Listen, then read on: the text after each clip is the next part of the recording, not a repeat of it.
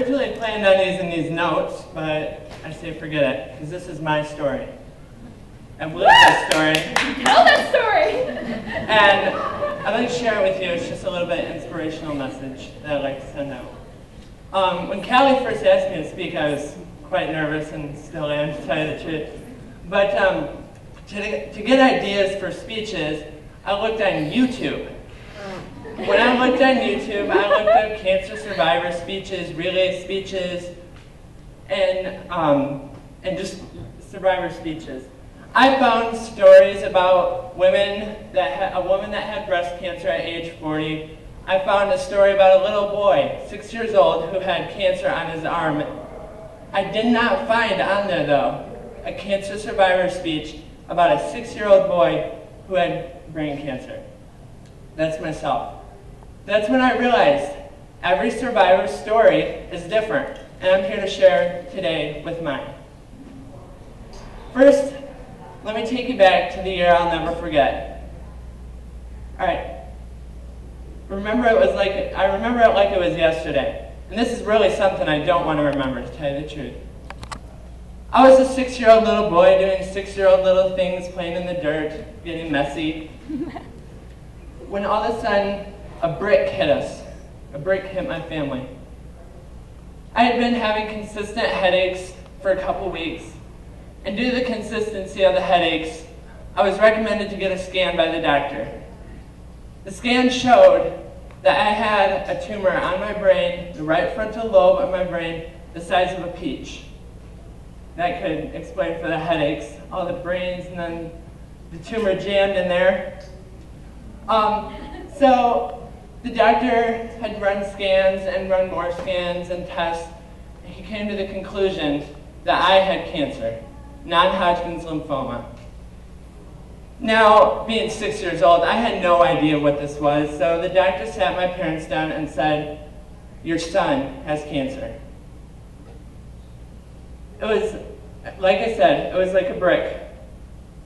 That is something I never want to have anybody ever have to hear again. Once I found out what cancer was, I really still didn't know, and it really didn't hit me until the day of the surgery. Will my parents be okay? Will I be okay? Will the doctors know what they're doing? So I went and I had my surgery done, and in the couple days after the surgery, there was actually times where I could not see family members at all due to how bad I was feeling. You got a rhythm going. Alright, I can pace to that rhythm. And then the weeks and the months following, I had to sit through more tests to be done, and I had radiation treatment and chemotherapy. This also made me feel so bad that there was many times where I had to stay out of school for many weeks, and I could not see some of my family members or visitors when I really wanted to. But I'm here to tell you, over 10 years later, I'm cancer-free.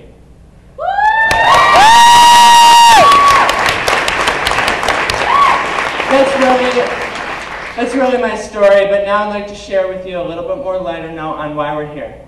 I'd like to share with you why I relay. Why I chose to be part of this organization. It really all goes back to when I was in the hospital. As I said, I was 6 years old, and I would go down to the playroom. There would be other cancer survivors down there, and kids going through their treatments down there. And so we would play, and then I'd say, okay, let's be friends. Come back the next day, we can play on the Nintendo, whatever. When I came back the next day, some of them weren't there. Come to find out, they had taken a turn for the worse and were unable to come play. I relay for them. I relay so that no little boy ever has to get his heart broken because his friends can't come out and play. I also relay most of all for myself. I relay because I know that cancer is a horrible disease, and I am here to beat it. I'd like to thank Callie and the committee members for allowing me to speak today. And just remember this as I close. I want you to remember this. As we're walking around on that track for 12 hours, don't think about how long we've been up. Don't think about how many times we walked around the track. Don't think about how much money we've raised. Think about this. Cancer never sleeps. And neither will I. I will be out on that track walking around. I will not sleep until cancer is cured, and until there's a cure for cancer. I never want to have parents hear, your son has cancer. I never want to have anybody have to hear, you have cancer. Never. I will not sleep until there's a cure for cancer, and SVSU is going to do that this year. Thank you very much, and have a good day.